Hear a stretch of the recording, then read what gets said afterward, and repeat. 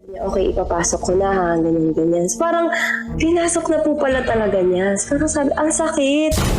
At mas pag-uusapan. Na-rape po ako ng isang pare. Mga sikretong dito mo lang mapapakinggan. Top Secrets. Top Secrets. Top Secrets. Top Secrets.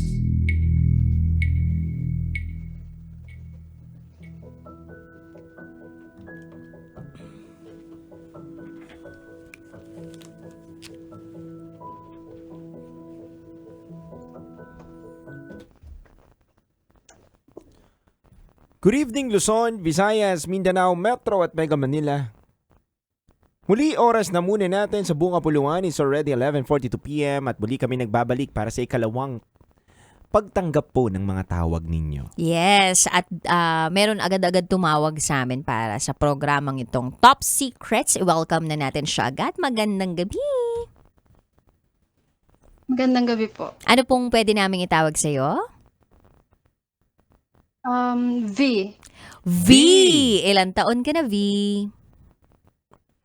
32 years old. 32 years old. Sang lupalop ka naman galing, V? Tagig po. Tagig. Alright, di na kami magpapaligoy-ligoy pa. V, 31 from Tagig. 32 pala, sorry. Okay lang yan, partner. Plus 1. 31 plus 1. Okay. From Tagig. Ano ang top secret mo? Nakakaramdam po ako ng guilt sa mga anak ko kasi single mom po ako. Nakakaramdam ka ng guilt para sa mga anak mo dahil single mom ka.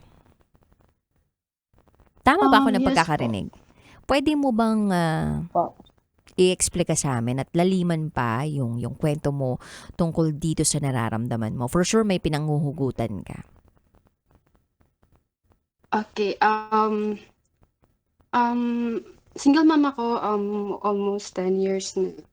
And my first boyfriend, yung first tatay ng mga anak ko, nambubugbog.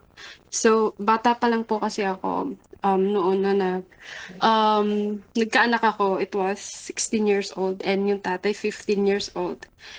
So, never pa akong kinasal.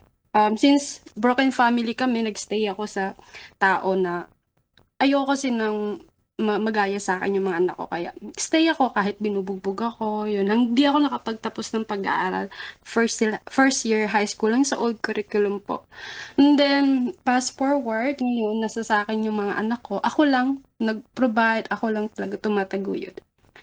Yung panganay ko 15 years old na and yung bunso ko is 10. Para silang lalaki. And alam nyo, wala po akong wala akong tawag dito, wala akong balita sa tatay, pero alam ko kung nasaan siya, pero hindi kami nag-uusap. Matagal na, dumating din ako sa point na nagkabaranggayan kami nung unang hiwalay namin kasi nga gusto kong humingi ng suporta kasi nga wala naman akong matinong work. Pero nag-working student ako, nag-aral ako ng college. Marami akong ginawa para lang may marating din ako kahit papano. Then, ngayon, since lumalaki na yung mga anak ko, lumaki kasi ako sa tatay ko na, alam mo yung stricto, yung makaluman na yung parang talagang disiplina. So, lumaki ako sa stepmother ko na parang may mga kapatid ako na, parang kami yung ginagawang taga-alaga, tapos kaunting mali, bugbog. So, nakalakihan ko po yun. So, parang, hindi naman ako striktong talagang nanay. Pero kasi ginagawa ko yung nakalakihan ko na kahit hangit, alam mo yung sinturon sa mga anak ko. Kasi ayoko silang, since lalaki, ayoko silang mapariwara ba yun? At ang hirap, hindi ko ma-explain.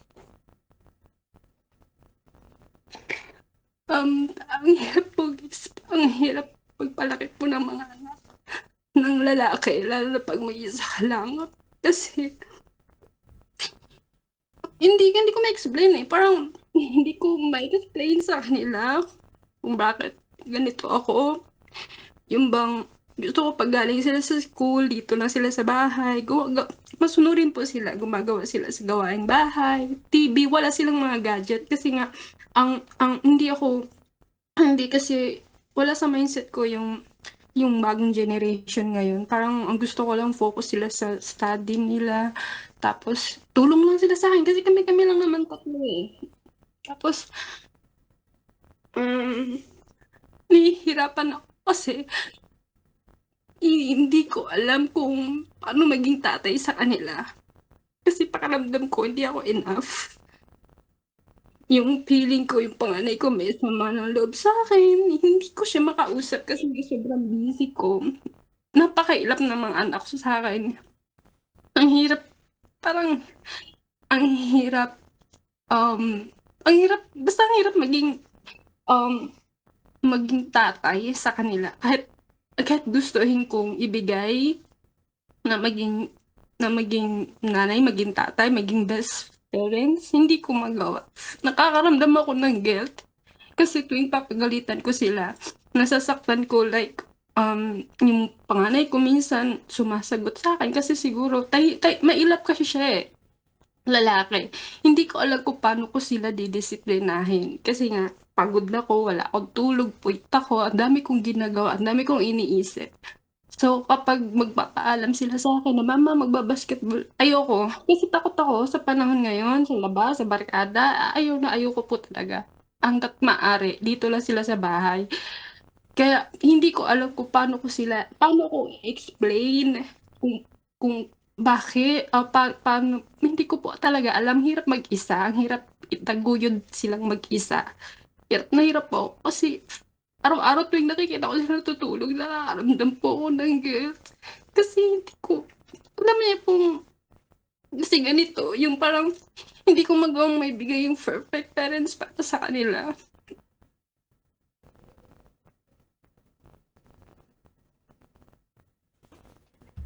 Hello, Ma'am B. Papa, Okay ka lang po ba? opo, matagal ko na pong gustong tumawag kasi wala akong friends. Kasi nga po, Mhm. siguro pag tumatanda ka na, parang gusto mo na lang sa bahay para Mhm. makatipid. Alam mo yun, parang tamad ka na lumabas kasi since work from home ako, focus na lang ako sa ano lang meron ako. Kaya hindi ko alam kung sino ang pwede kong kausapin. Minsan si ChatGPT, minsan si Copilot, minsan si Gemini, kinakausap ko. Sumasagot naman sila Tagalog para mag-advise sa akin kasi hindi ko talaga po alam. So, kaya po ba kayo tumawag dito ngayon sa aming programang Top Secret ni DJ Rocky Terra dahil nangihingi po kayo ng advice? O gusto Para niyo lang lang may pong... totoong tao talaga mag-advise sa akin kasi tuwing nakikinig po ako sa inyo, madalas nakaka-relate po ako. Mm-mm.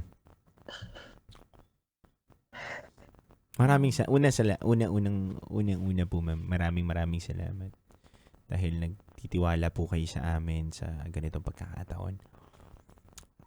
May gusto pa po ba muna kayong sabihin at ilabas muna ang bigat na nararamdaman ninyo, ma'am? Handa kaming makinig Mhm. dito sa programa. Marami po.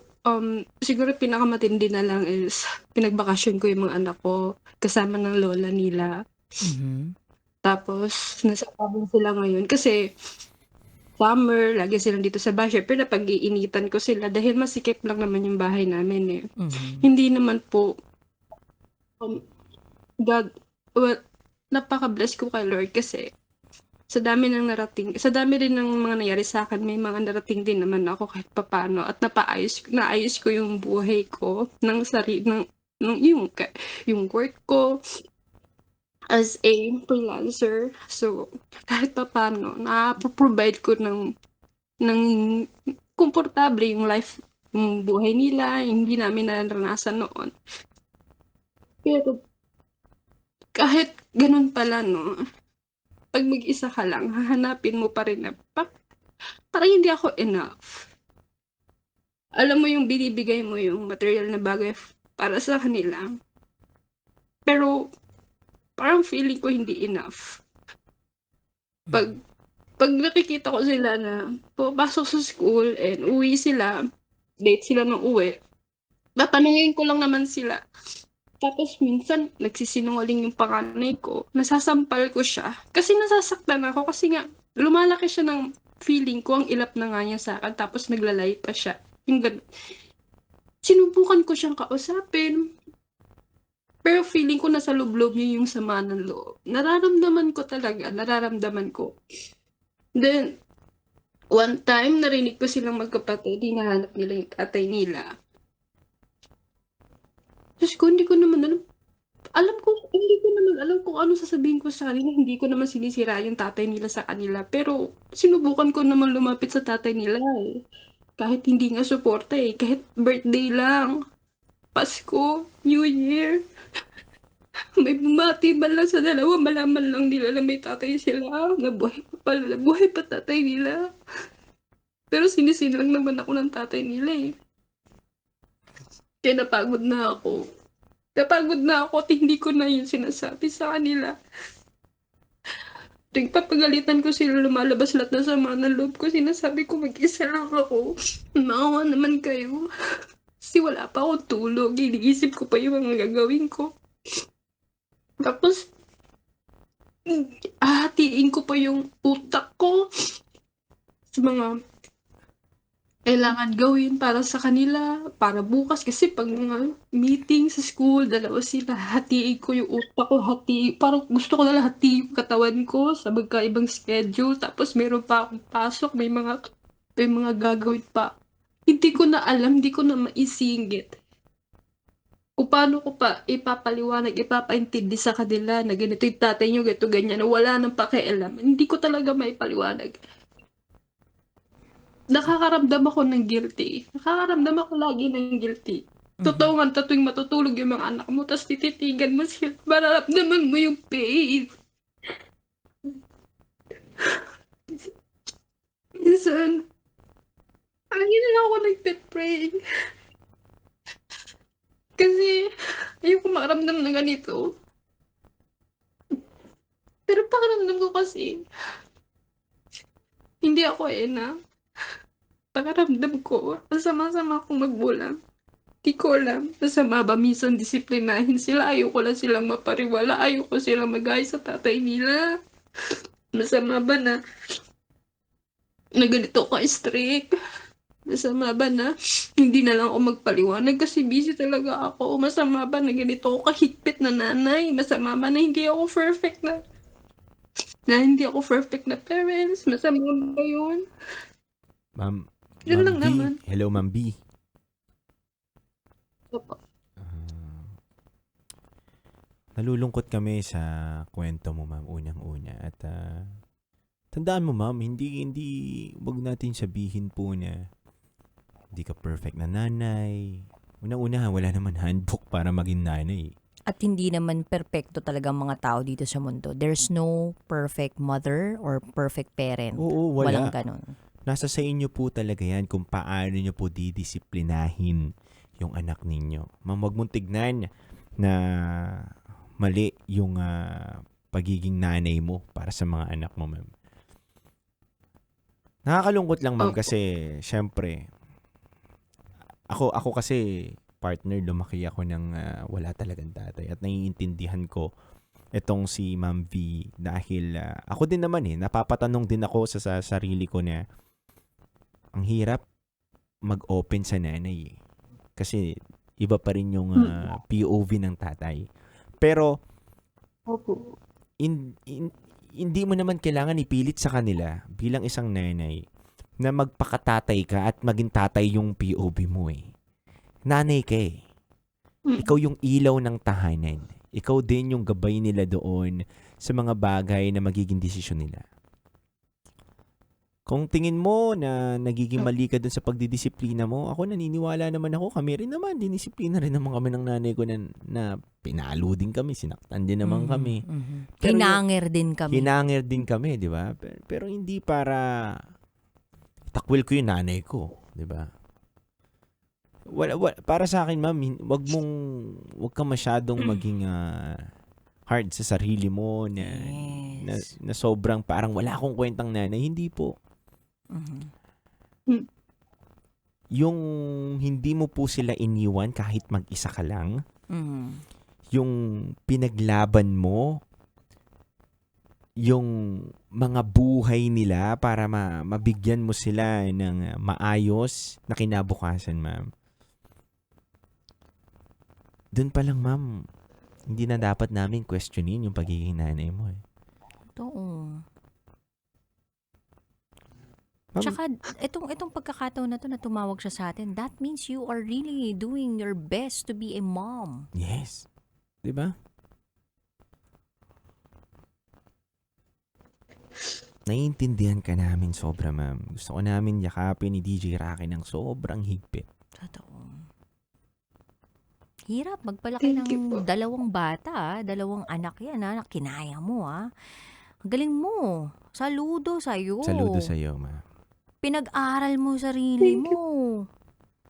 Habang nagtatrabaho ka, nag-aalaga ka pa ng mga anak mo. And Opo. it's really okay to feel that way, no? Na merong Mhm. guilt. Di mo mawala eh. Lalo-lalo na kapag napagsasabi mo yung anak mo, nasasaktan mo paminsan-minsan. Or na, na nakikita mo na lumalayo yung loob ng anak mo. And may tendency talaga na ang bata, pag hindi niya pa naiintindihan yung mga bagay-bagay, alam mo yung may rebellion, Tama. no? And I'm so afraid na baka pwedeng mangyari yan doon sa panganay mo. Mhm. Ako naman, habang pinapakinggan kita, Miss V, no, parang marami rin pumapasok sa isip ko kasi ako bagong nanay pa naman ako eh, no? So, hindi ko alam kung paano ko mailalagay din yung sarili ko dun sa sitwasyon mo. Pero isa lang yung nakikita kong future ko para sa pakikipagrelasyon ko sa anak ko. Hayaan ko silang maging bata. Hahayaan ko silang maglaro. Poprotektahan ko sila, pero babalansehin ko din yung pagprotekta ko sa kanila doon sa pagiging malaya nilang maging bata. Minsan kasi sa sobrang pagprotekta natin sa mga taong minamahal natin, especially our kids, nakakalimutan natin na minsan lang pala nila may experience yung pagiging bata. And sa sistema ng bata, no, baka mamaya nandun nagmumula yung hindi ko nagawa tong mga bagay na to ng bata ako kaya gagawin ko to sa susunod kong anak or sa magiging anak ko. Parang ganon. So, parang ayoko lang marinig dun sa anak ko na healing my inner child. Pag lumaki siya ng 23 years old, tas magpo-post siya ng ganon, sisipain ko talaga siya at sabihin ko sa kanya, anong healing my inner child ka? I did my best for you. Diba? Yung mga ganun ba? Parang, I did my very best para maging nanay sa'yo. So, kung yun naman yung goal mo, at yun din naman yung nararamdaman namin maging goal mo, Mhm. subukan mo lang din talagang balansehin, V, yung pagprotekta mo sa kanila at yung pagiging malaya nila bilang bata. Yung nakabantay ka pa din. Pero kasi sa ganyan, 'di ba, yung pagpapalaki ng anak, it takes a village to really raise a child. Mhm. Kaya ramdam din namin na kaya hirap ka din talaga na mag-let go nito mga batang to kasi walang tagabantay, 'di ba? Wala din namang hahalili sa just in case. Kasalanan din kasi to ng nung tatay ng mga bata kasi hindi man lang tumulong din sa iyo. Tama. So, ma-attribute din natin tong mga nangyayari sa inyo dahil dun sa pagkawala ng katuwang mo sana sa buhay. But, lahat ng ito, no, lahat ng mga ginagawa mo, ang maganda dito, may intensyon. And this is all for your children. At dun palang panalo ka na, dun palang you are doing a great job on being a mother. So, congratulations. Baka hindi mo lang nakikita to, no, na you are doing great, you are doing a good job. Kami magpapaalala sa'yo Thank you. na 15 years old ka palang nabuntis ka. Hindi mo pinalaglag yung mga bata. Tama. Hindi ka tumalikod sa responsibilidad. Ipapaalala namin sa'yo kung gaano ka kahusay. Ipapaalala namin sa'yo na nagsumikap ka, nag-aaral ka, wala kang tulog, puyat na puyat ka, nagpapalit ka ng diaper mag-isa mo. Di madali yun. Hindi madali yun. Kailangan mo pang magpadede, bubili ng gatas o kung ano man dapat gawin para sa bata. nandyan ka sa mga panahon, through ups and downs, Yun. sa lahat ng araw ng anak mo, present ka. Agree. And wala naman dito yung role ng Oo. tatay, nanay, 'di ba? Kung magulang ka, magulang ka. Magulang ka. Ikaw ang gabay. Ikaw ang gabay, ikaw ang guide. So, oo, hindi ka mo maging tatay, pero yung magulang, pantay-pantay kayo. Tama. 'Di ba? Pantay-pantay tayo, magulang tayo. So, remind lang namin ikaw na ang husay mong maging nanay. Sa akin naman, partner, tama lahat ng sinabi mo. Para sa akin naman, sa lahat din po na nakikinig na anak naman. Give and take din eh. Para sa akin, na dapat ang anak marunong makinig sa magulang at yung magulang marunong din makinig sa nararamdaman na ng anak. Yes. Dapat bukas din ang puso ng magulang kung ano na ba ang pinanggagalingan. Kasi nga, naiintindihan ko din yung mga bata kung bakit siguro nagiging ganun sila dahil may pinanggagalingan sila na wala kasi kaming tatay. Ganito kasi kami, malayo kami sa tatay. Pero, kailangan mong unawain din yun, ma'am eh. Hindi para magalit kagad o madala ka doon sa emosyon na yun. Kailangan mong himayin kung ano ba yung pinanggagalingan nila. Kailangan yung matagpuan yung isa't isa. Yes. Ano yan eh. Hindi madali na communication na pag-build nyo sa isa't isa eh. Kasi hindi naman siya overnight eh, na maiintindihan mo yung anak mo. Totoo. At bukod doon, magkaiba sila ng wiring ng brain. Tama. Magkaiba ng edad, 'di ba? Ang pinag-e-explainan mo ay years younger than you. Yes. Doon pa lang ang hirap ng unawain din ng isa't isa. Mhm. So B, unang-una sa lahat, ikaw ang nanay, maging mas malakas ka sa pagkakataon na to. Kasi, ano man ang mangyari, kahit sabihin mong tingin mo ngayon, hindi ka sinusunod or tingin mo, hindi ka nire-respeto or parang hindi ka perfect mother, hindi. Mali yun. At the end of the day, ang mga anak mo, sa'yo pa rin huhugot ng lakas yan. Sa'yo pa rin hihingi ng tulong yan. Masyado pang maaga, 15 years old, hindi pa nila nauunawaan ng buhay. Oo, baka Realidad hindi pa ng talaga. buhay. Kailangan mo lang talagang Actually po, pagpatuloy yung pagiging matapang mo. Opo. Yung nararamdaman, yung nararamdaman nila, hindi ko minsan mabasa kasi, parang, kasi nung bata, nasidad ako ng mga anak ko dati, sa broken family kami, lumaki ako sa tatay ko. Ilap din kami sa papa ko eh. Kasi nga, kaunting mali, kaunting ibot, andun yung paluluhurin ka ng asin, sinturon, walis tingting, puro pamamalo, bawat disiplina. So, sobrang higpit ng tatay ko kahit, syempre babae kami, nakikita namin sa mga kapwa namin batang babae, naglalaro ng mga sticker ng yung mga dati noon, tapos nag-Chinese garter, hindi namin yung nagawa, hindi namin magawang mag-duster. Kasi, sinasabihan agad kami ng papa namin, lapok-pok ba kayo? Ganun yung mga kaya para kami boyish noon. So, lumaki kami na sobrang higpit. Sobrang higpit. So, sobrang higpit ng papa ko, nagrebelde ako. Kaya, mas gustuhin ko tumira sa nanay ko na, ayun, ang nangyari. Sa sobrang luwag ng nanay ko, kahit nga daliri niya, hindi makadikit sa akin. Kaya, ang nangyari, nakapag-nabuntis ako nung sa oras. So, ayokong maging ganun sa mga anak ko na ganun kahigpit kasi alam ko talaga magre-rebelde sila. Pero minsan gusto kong minsan napapaisip ako tama pala siguro kung si Papa sinunod ko nung time na yun, baka hindi ako nagkaanak. Kasi feeling ko ginawa lang ni Papa yung para sa yung ikabubuti nga namin. Siguro kung nasa side ako ng Papa ko, sa Papa ko wala sa ganito. Pero hindi naman ako nag-ano. V, lagi mo tatandaan, kahit anong gabay ng isang magulang, yes, may factor yan. Pero may choice pa rin kasi ang isang tao eh.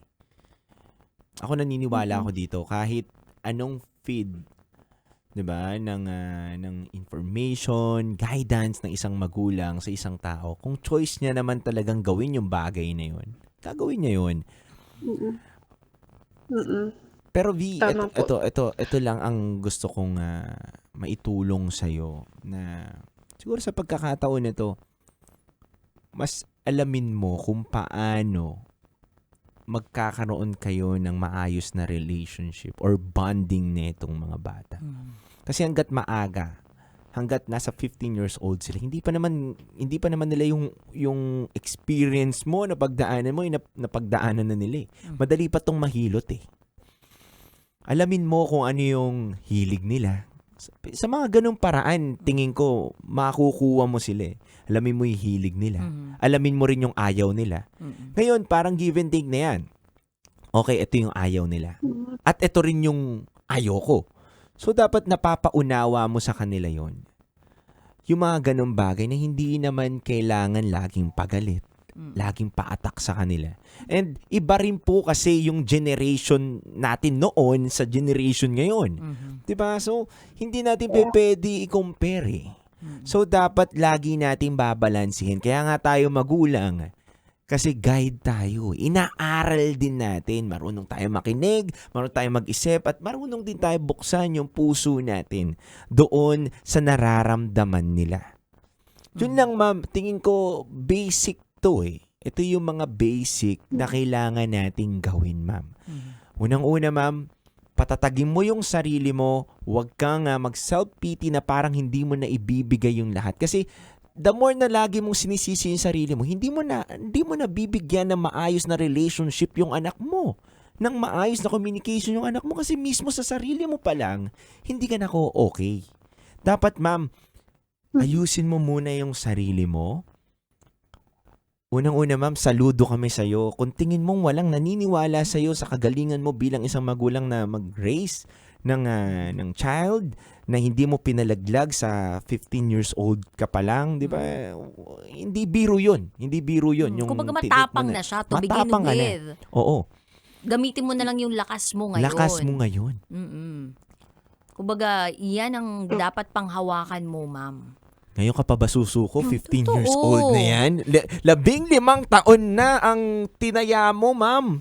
Pakikibaka mo para po sa mga anak mo. Ngayon ka pa ba susuko, ma'am? Dapat ngayon ka mas maging matatag. Dahil nakikita mo na lumalaki na yung mga bata.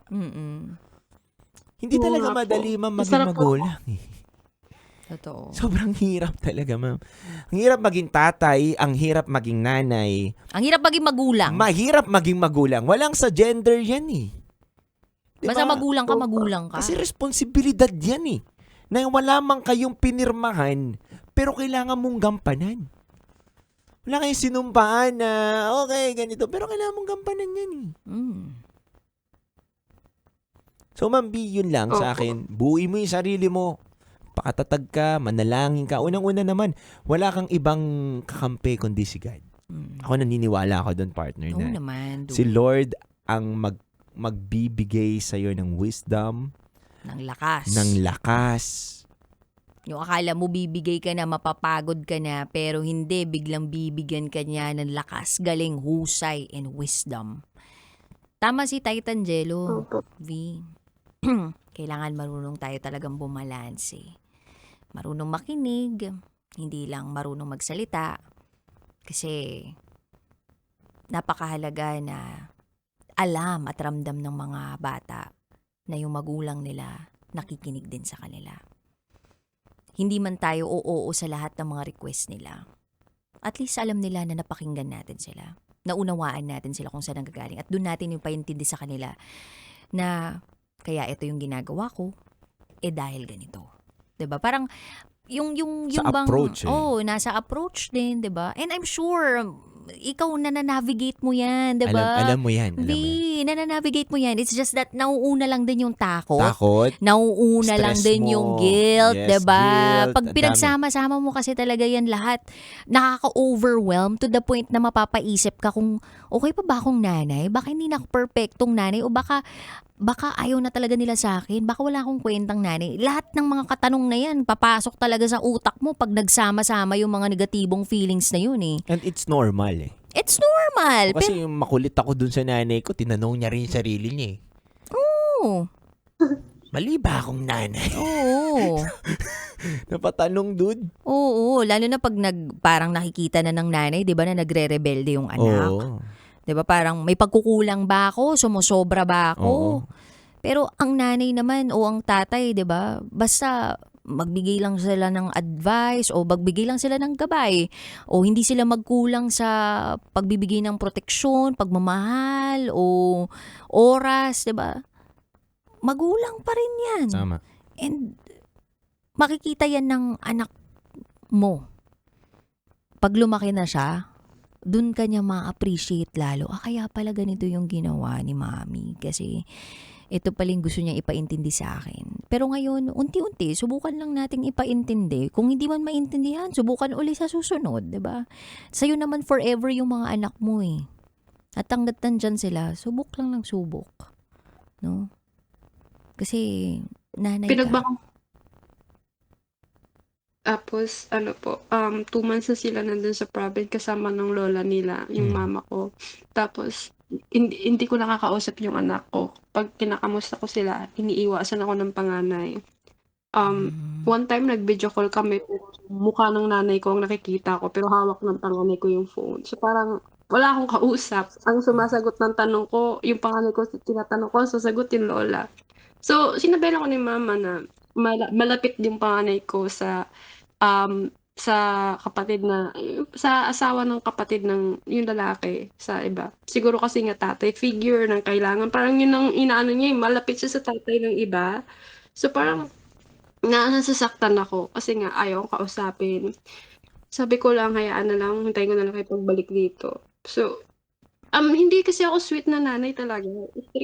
Strict ako. Kung ano yung nakalakihan ko kasi talaga sa tatay ko. Parang mata pa lang titignan ko na yung mga anak ko, natatakot na sa akin eh. Feeling ko tuloy para ako tigre. Yung talagang titignan ko lang sila, napapayo ko na sila.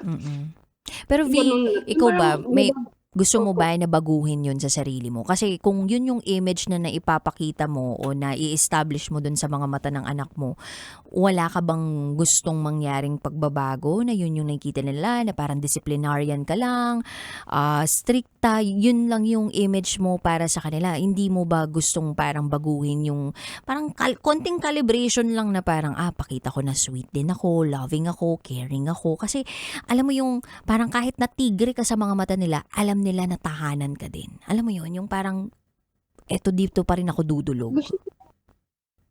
Sinusubukan ko po siya kasi nag-aasa ko kay Gemini minsan. Sabi kailangan daw ganun. Sinubukan ko maging sweet, feeling ko para ako nandidiri sa sarili ko. Di ko alam kasi di marunong mag-sweet sa mga anak ko kasi nga lalaki sila.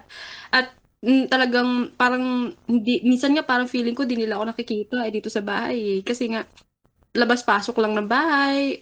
Parang kung ano lang yung alam nilang gagawin dito sa bahay, gano'n lang. Parang tinatapos nila lahat ng mga gawain dito, tapos papasok sa school. Parang gano'n lang, magbe-bless lang sa akin, wala na. Parang sinubukan ko maging sweet. Kahit kakain kami sabay-sabay, hindi yun nangyayari. Lumabas kami one time, hindi ako matawag na mama sa labas. Pero yung bunso ko, since 10 years old pa lang, masyado pang madikit sa akin. Pero mahiyain. Ramdam ko na mahiyain talaga. Hindi ko maintindihan ano bang meron sa akin. Feeling ko para akong ibang tao. Pero ginagawa ko naman yung, siguro hindi pa lahat. Sinusubukan ko maging sweet kagaya ng, may crush na ba kayo? Ganun. Yung dinadahan-dahan ko yung tone of voice ko. Tinatawanan lang ako. Minsan ayaw ko sagutin. Feeling ko may mali ba sa, hindi ko kasi alam kung Okay. paano eh. Paano V, kung, kailan mo huling nayakap yung mga anak mo? 3 years ago. Kailan mo silang huling nahalikan sa pisngi? 3 years ago. Kailan mo sila nahuling nasabihan ng I love you? 3 years ago. Anong nangyari doon? Nung 3 years ago kasi, 6 years ago, nung 6 years kasi, naghiwalay, 7-10 years kami naghiwalay ng tatay nila, iniwan ako. Tapos yung mga bata dinala sa lola niya, sa nanay niya. Iniwan na para mga baboy, pero ako yung nagsusustento. Nagpapadala ako ng nagpapadala. Iniwan lang ng tatay, papadala ako nagpapadala.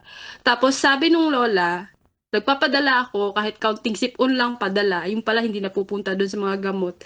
Dinala yung mga bata dito nung 2023 ata, 2024 pala. Dinala dito 2023, sorry. Dinala dito, tapos bakasyon daw. So, tuwang-tuwa naman ako kasi nga busy, nag-work ako lang nakatira mag-isa, nagda-dorm ako. Tapos, ang dala lang ng mga bata, tsinelas lang, naka-tsinelas lang sila, nakadamit lang, butas-butas pa. Parang dinala lang, sinet up na pala kami. May mga card ng dala. Sinet up, tinapos lang yung anong school. Yun na pala, nagulat ako, kakain kami ng mga bata, wala lang paramdam yung lola. Nagulat ako, ano nangyari? Akala ko bakasyon lang, pero wala paliwanag. Ano nangyari? Wala mga dalang mga damit. Iniwan lang sa akin yung mga bata. Kaya nagulat ako, yung panganay ko, sa kanya lumaki. Nakita niya yung pambubugbog sa ng tatay niya. Dala-dala ko yung pumapasok sa school, bit ko yan. Yung bunso, 1 year old, 2 years old sa akin din yan. Inuwi lang talaga ng mga 7 years old ata, yung panganay ko. Basta mga ganun. Tapos, nung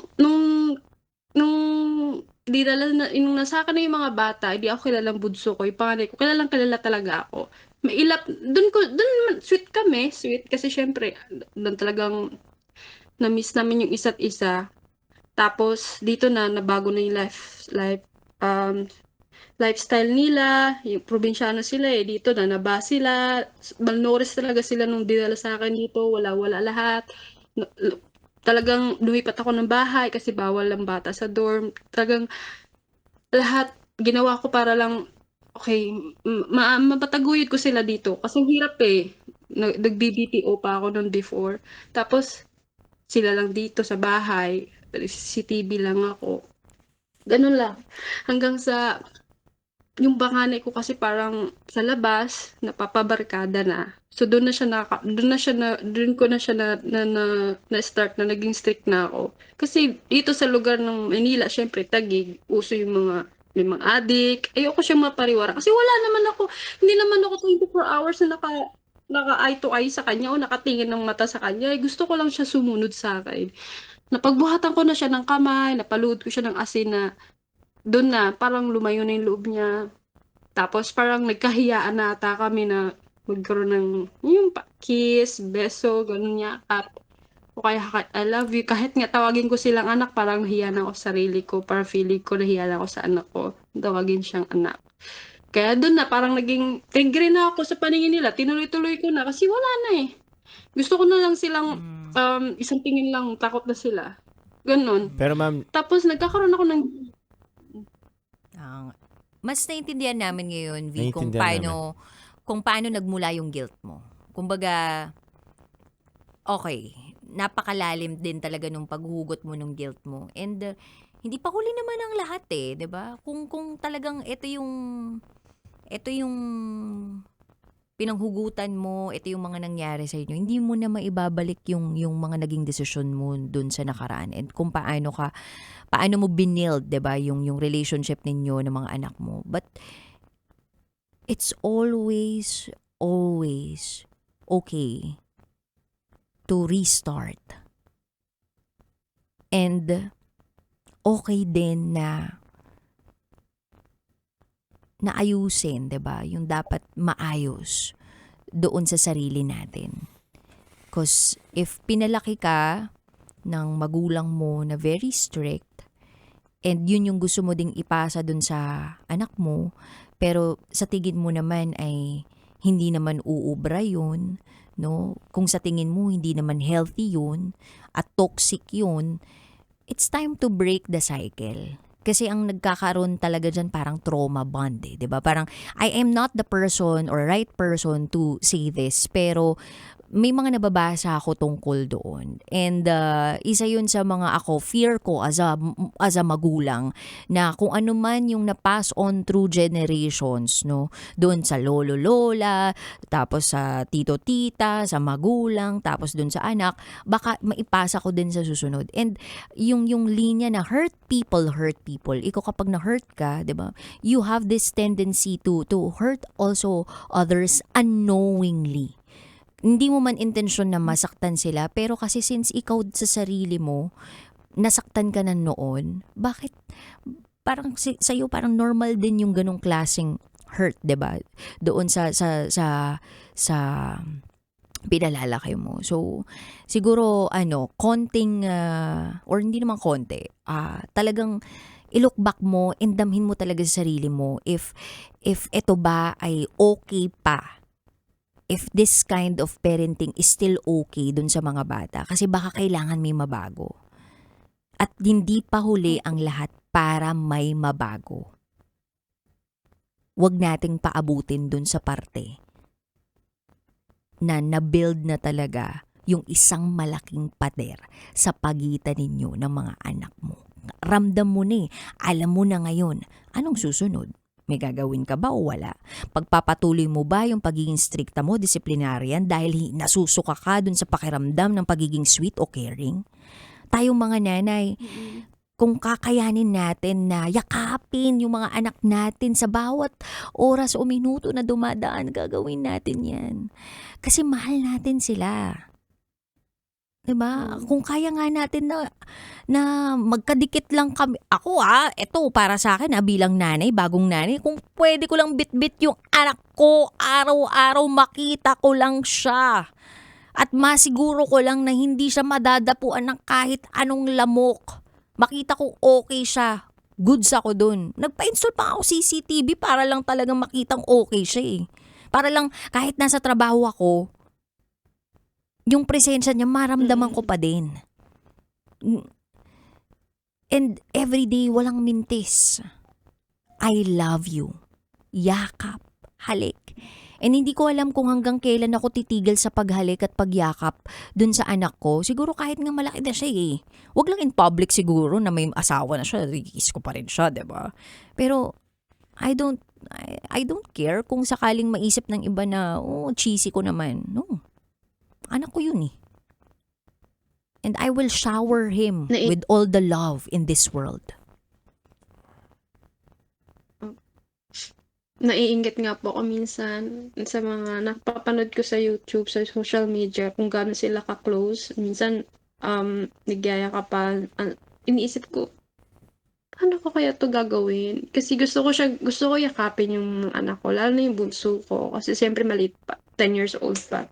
At pag umaalis kami, hindi siya naalis tabi ko. Yung panganay ko parang independent kung saan-saan minsan hinahanap ko pa parang walang kasama Pero yung bunso ko sa akin, madikit talaga siya. So, gusto ko silang yakapin. Gusto ko silang tawagin ulit na anak. Gusto ko silang sabihin na sorry. Kung minsan napapagalitan ko sila, kung minsan strict ako. Kasi, pero parang naiihiya ako. Hindi ko alam. Kaya kapag natutulog sila, nagkakaramdam ako ng guilt. Tapos, pag natutulog sila, kinakapa ko na lang yung likod nila kung pawis ba or what. Pag may sakit sila, tapos tulog sila, doon ako talagang inaalagaan ko sila. Hindi nila alam. Minsan gigising na lang sila, meron na silang tuwalya sa likod or may bimpo na sila sa Yung panganay ko, siya na nagpapainom ng gamot sa punso pag may sakit. Kasi nga, hindi ako yung tipong na yung pag may sakit sila na alam, na sa umaga, baby ko, ganun, hindi ako sweet talaga. Basta pag tulog lang sila, dun lang ako nagiging malambot. Pero nakakaramdam ako ng guilt. Minsan lumuluha na lang ako pag tinitigan ko sila kasi naiinis ako sa sarili ko. Bakit ganito? Bakit kasi ganito ako? Gusto ko ulit ibalik yung dati na pero parang feeling ko hindi ko na kaya. Pero gusto ko siya ulit gawin. Subukan mo. Kaya mo yan. Subukan mo ulit. Walang masamang sumubok ulit. Mas makakaramdam ka ng kaginhawaan. Yun nga po. We will pray for you, V. Thank you. Thank you. Salamat po kasi may program kayong ganito. Tagal ko na pong gustong tumawag kasi kung talagang naka-open na radyo ko tapos minsan minsan gustong-gusto ko ng tumawag kaya minsan nagko-comment ako sa live niyo. Sinasabi ko na yung caller, gato ganyan, nag-a-advise, nagko-comment ako about sa caller. Kasi gusto talaga ako tumawag. Pero thank you talaga. Kasi nandyan po kayo. Kasi naumay na yata si EA sa akin. Walang emotional eh. Thank you po.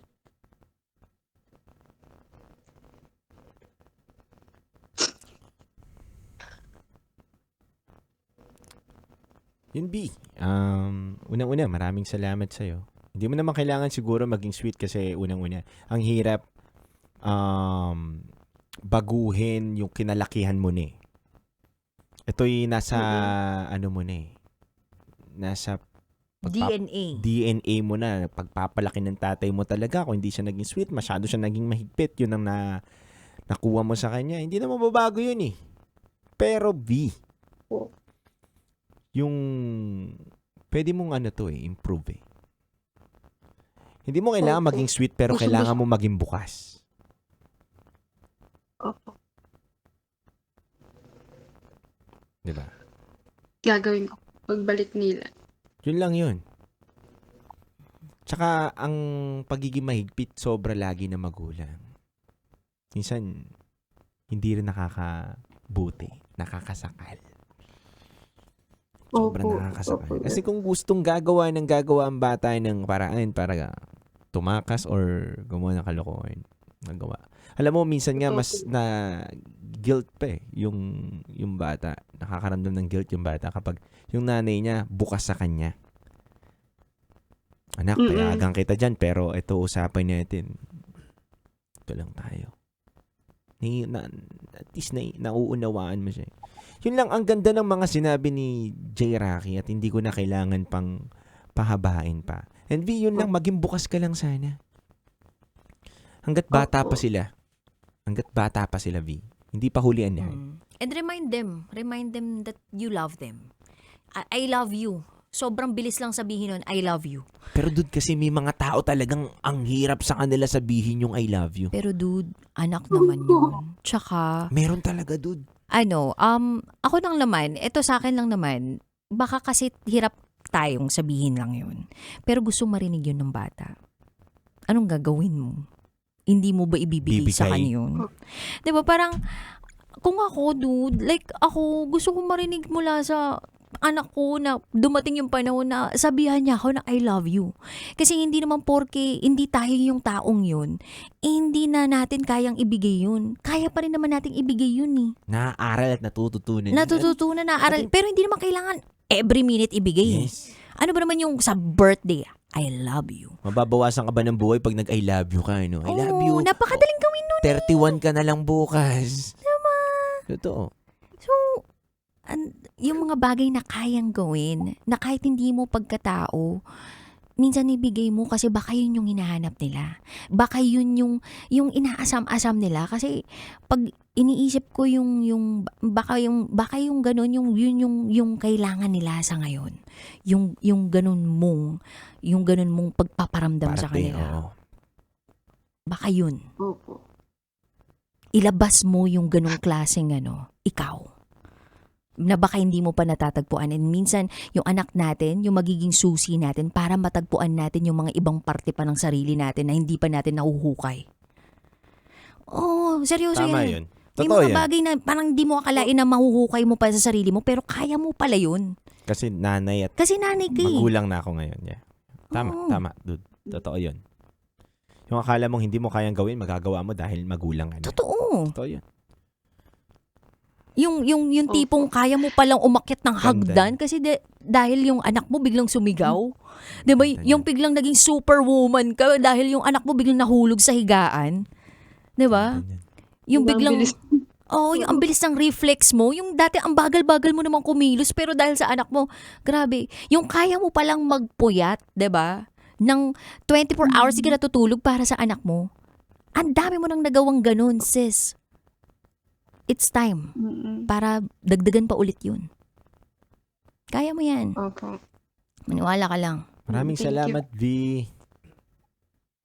Thank you po ulit sa inyo. God Maraming bless. V. salamat po. Balitaan mo kami ha. Kung gusto God mo, bless. dalaw kayo dito. Star City kayo. Oo nga, oo.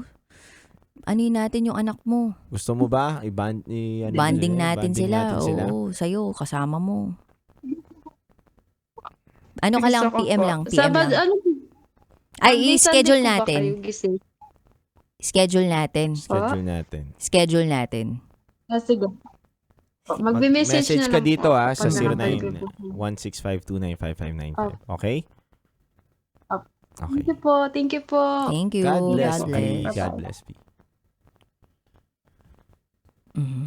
It's a wrap. It's a wrap, oo. Uy, Sabado na pala, no? Happy blessed Saturday, dude. Oo nga, dude. Happy Lalo- Saturday. Lalo na kay Kuya Chuper na nakatutok sa atin ngayon, no? Kaya nga, Napapa-smile. oo nga. Ayan kasi, kaiiwan-iwan mo dun sa babae. Yan tuloy. Kasalanan ko yan eh. Oo. Kasalanan mo pala. Oo, ikaw naman eh. Alam mo, eto ha, di ko lang talaga to maiwasan na i-comment din, dude. Kasi habang nagsasalita si V, parang dito pumapasok yung role talaga ng mga magulang eh. Yung tipong, ang mga magulang, di ba, dalawang tao talaga dapat yan eh. Tama. Yung dalawang taong yan, balanse kasi yan eh. Tama. Pag isa lang talaga yung magulang, ang hirap bumalanse. Mhm. 'Di ba? So, normally yung isa strikta o strikto, yung isa naman maluwag. So, parang nagkakaroon ng, dito ka pupunta kapag dudulog ka, at mga problema mo, dito mas open kayo. Isa naman disciplinarian. And yung ganong klaseng dynamics ng mga couple na merong mga anak, parang maintindihan mo eh. Kasi balanse sila. Pero kung mag-isa ka lang, paano mo mga babalansihin yung pagiging sweet mo, yung pagiging strikta mo, dun sa pagiging maluwag mo? Magdoble kara ka. Kalahati mo lalaki, kalahati mo nakawig. Ganun. Ako, lalaki ako ngayon. Naintindihan kita.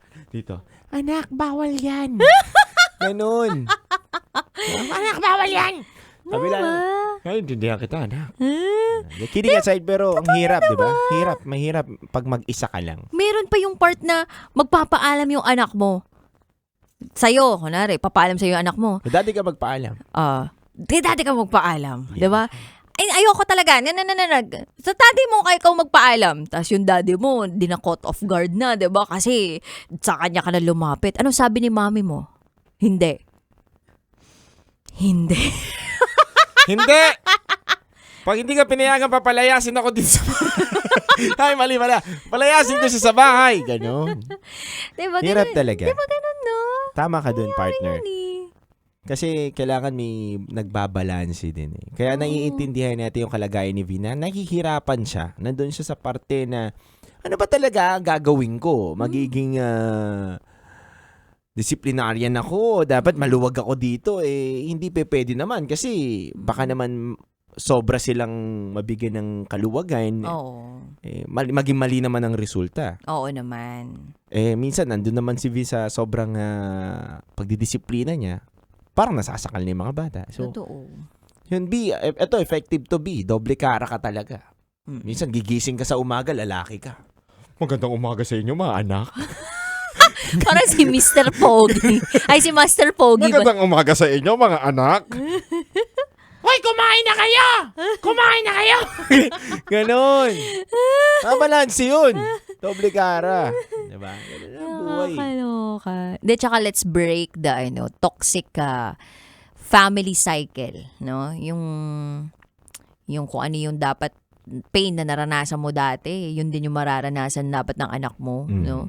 Kung mulat na tayo dun sa henerasyon na makabago at mas alam naman natin kahit paano kung paano na natin mabibigyan ng magandang mental health or state yung mga bata. Oo. Diba, ibigay na natin yun sa kanila, hindi yung ulitin pa rin natin yung nakagawian dahil yun yung kultura, yun yung nakagawian sa Totoo pamilya. Let's break it. Kaya nagkakaroon ng mga post na healing my inner child dahil sa mga hindi nagbe-break ng cycle. Basta Healing my inner child. Yugyugin ko yun. anak mo, dude, ganun yung sabihin. Healing my Sabihin niya inner sa child. akin. Oh. Hay, naku, anak. Maawa ka. Maawa ka sa sarili mo kami. Wala kaming mga ganyan ngayon. Diba?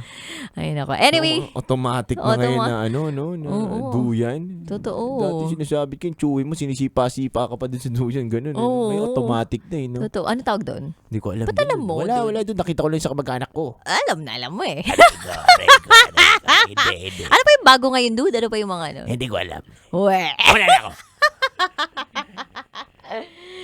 Tatay. Wala ako sasabihin. Dahil lahat na sasabihin ko ay pwedeng gamitin sa akin. Mas mabuti na, less talk, less mistake. Bye. Okay na yun. Si Titan Jello umuwi na, iba na to. Ay, naku, ba't parang tiyanak na yan? Oo. Ay, naku. Anyway, nakasama niyo po ang Bus sa Princess DJ Raketera. At kasama nyo rin po ang titindig sa mga pinaglalaban ninyo, DJ Titan Jello. At kayo nakatutok sa 90.7 Love Radio. Kailangan pa bang i-memorize yan? Basic! Mga kabisyo, maraming salamat sa inyo sa oras natin ngayon na 12:36 a.m. Andog po namin nawitin sa inyo. It's a beautiful song by Kenny Rogers. She believes in me. Metro's #1 Love Radio. Basic!